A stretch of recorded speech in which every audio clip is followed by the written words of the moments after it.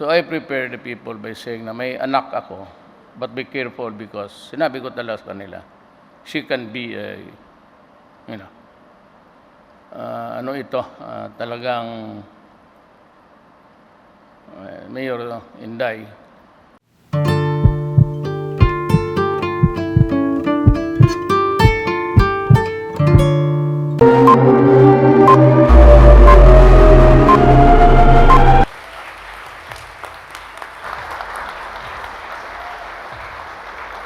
Kindly sit down. Salamat po. Salamat for the courtesy.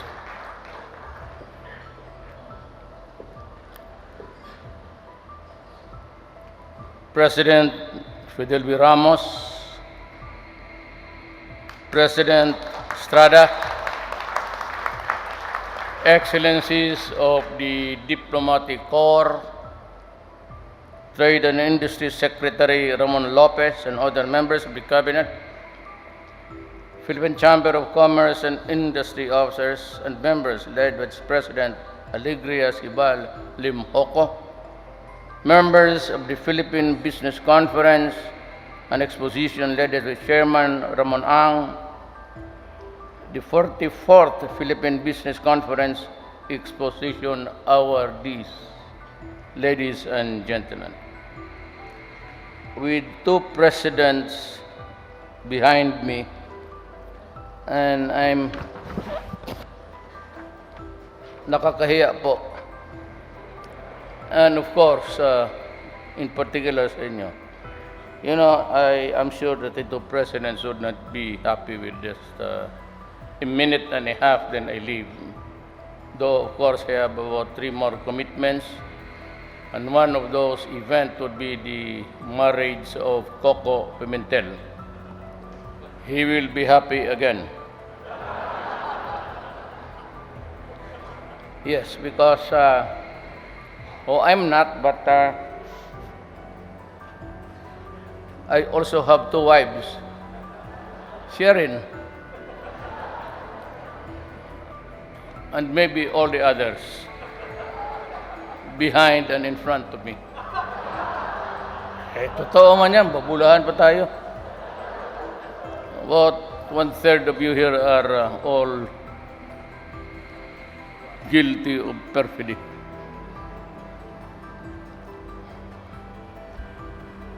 Kahiyaan po.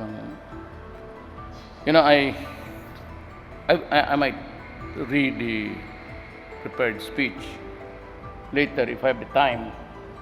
Kasi nakakaya naman sa gumawa nito, nandyan sa likod ko, the Presidential Management Staff, and run of the mill, but it contains all what you need to hear.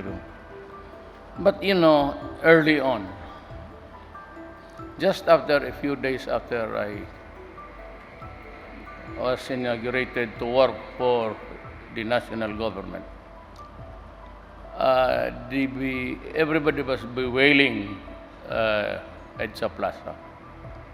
And every other president before me failed, and including me.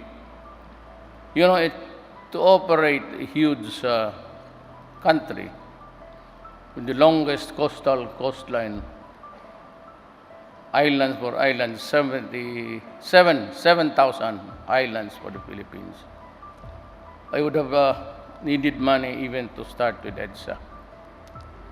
So I commissioned some of the cabinet members early on to talk to Congress if I could borrow money to improve EDSA, just a little bit.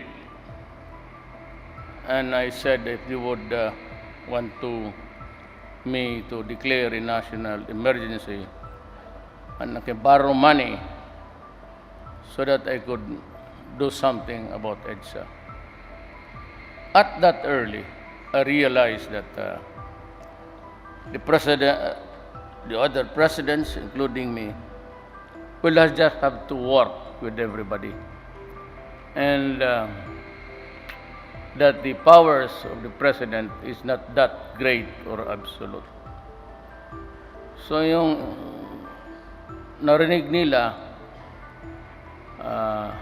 a lot of declaration statements. I said that's too much to be granted, which was granted to President Fidel de Ramos and President Aquino. Sabi nila that is very susceptible for, it's a big money, we would not know how much and what are the, and even before, just like maybe asking me what we intend to do to present our layout of what should be an ideal EDSA to correct the aberrations in the traffic now. Most of the answers was that it is said corruption will always be there and they are not so keen about granting. And I realized then that it's the Filipino way. Didn't even bother to ask us to present. But all others in chorus say na, wala yan, corruption yan. That's too big a sum of money to be given to a particular department. So nung narinig ko yung corruption, sabi ko, no more. Okay. Hindi na balik. I said to everybody in the comments, stop talking about it. That's the last thing that you'd want to hear is we will corrupt the money. So EDSA is still there. There's still chaos. And everything that Ramon Ang said before you today are all true. Totoo talaga lahat yan. And with less money in our hands, and Dominguez desperately trying to raise the money, and with the global chaos, we find ourselves here today still grappling for solutions. My simple mathematics in high school and in college, hindi naman parang arithmetic lang yun. But long ago, I realized that every time, 1972, when OPEC was born, and I think Yamani of Saudi Arabia led the revolt against the economy of the world, they raised the prices. And that was the time that I was then a prosecutor. We were working for government. And narasyon yung gasolina. So, and everything rose behind it in the swath of their huge increases. It hit 72, I think, per barrel. At nakita ko na when the oil rises in prices, everything else follows. Now, I was just also shooting the breeze with anybody that would want to talk to me about economy. Puro kami prosecutors. We're very limited to law. I was a trial prosecutor, so that was it. Alam ko na talagang mahirap, even as a mayor, for the mayor then, pati nung na mayor ako ngayon. Davao City is hitting 9% in growth, local, and it's a record. And that's why I was very, very adamant in, sabi ko, if I leave Davao, I will not run for this office. I cannot leave Davao. Nasahinayang ako. And I knew that the pendulum was swinging faster. So I prepared the people by saying na may anak ako, but be careful because sinabi ko talaga sa kanila, she can be a, talagang Mayor Inday. So nung pumayag sa eventually, I was able to be a substitute candidate. So ganon rin, same problem, because I think she got more kasi sa Davao. But all of you businessmen,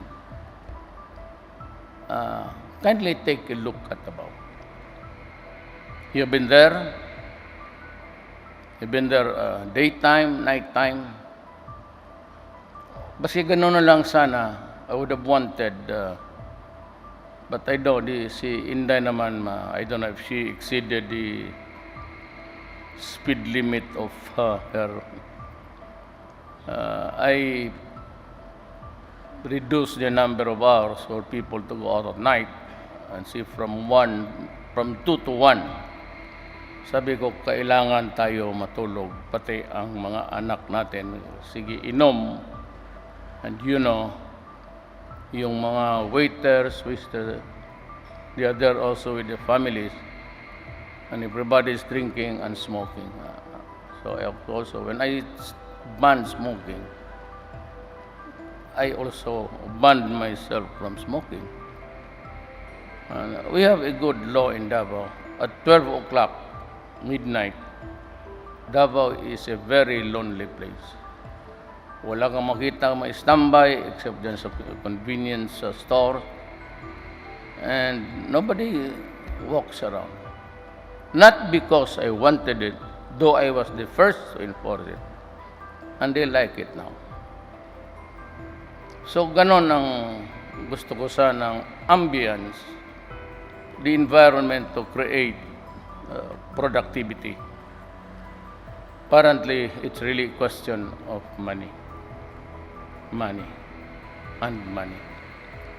Now, the world is in the brink of the round of, I don't know what will happen, but I'd like to confirm this with Sonny Dominguez. Na Trump would like to have a system where he can enter a trade agreement, free trade agreement with you, probably like NAFTA. But you have to sign a document which says that if you are in trading with America, you cannot trade with China. Kayo mga negosyante. Paano yan? Noon, it was not normal time. There was this a little bit irritation between China and the Philippines. And suddenly I just veered to a policy where I said I'd be neutral. And went to China to talk about the acquisition of firearms because I knew that Marawi was about to explode. I was given by the intelligence community, we were able to estimate the number of guns, but we failed to appreciate ilang tonelada ang ordnance nila. Bala, pati bomba and everything. So it was a failure of intelligence, and because I'm the guy who sits there, I would just have to assume full legal responsibility for it. Kaya tumagal. So yan so we spent a lot of money there. It's putting it sa mga infrastructure. I really do not know. I'm not an economist. I leave it to Jokno, Sunny, and Pernia. Sila yung nag-aral sa economics. Ako dyan, I remember only got 78 in college. And I do remember how if I passed that goddamn subject in high school. Pero hanggang dyan lang ako. I do not interfere. As a matter of fact, you all know, lahat kayo, not commercial transactions of government, whatever, either private or public or quasi, na dadating sa nasa. Walang kontrata sa gobyerno ni isa.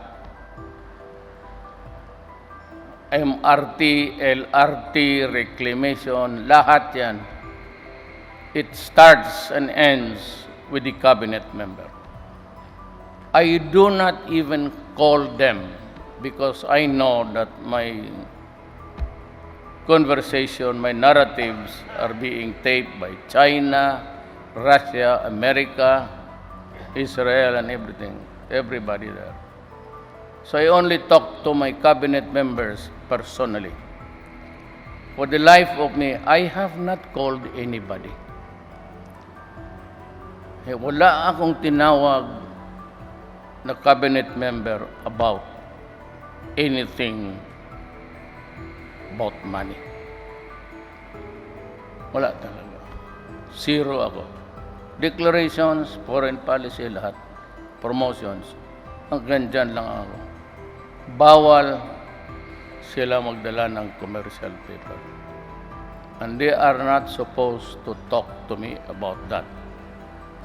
Kasi cabinet member kita, I have confessed to the public my a little bit of not so good. So you take it. Kayo yung experts. Sonny Dominguez is my childhood friend. We grew up as neighbors. He was a consistent valedictorian. Kindergarten kami hanggang sila nagtapos ng pumunta ng abroad. Ako, wala. Because it took me 7 years to finish the high school. Ako yung original K-12. Kaya, sabi yung anak ko, si Veronica, sabi niya kasi, baka akala niya si Briones, Secretary Briones. Sabi mo pa, bakit, tanungin mo yung si Briones, bakit niya hinabaan yung aming eskwela? Bakit kayo? Ngayon, tapos, ikaw, sabi niya, nakita ko mo yung grades mo sa bolt ni Mama. Puro bagsak ka man. Bakit ka man naging presidente? Sabi ko, well, anak, sabi ko, let go of the subject. Kasi baka gawin akong example ni Secretary Briones. And even then, it was not Secretary Briones. It was forgot his name. The priest became the Secretary of Education of the former president.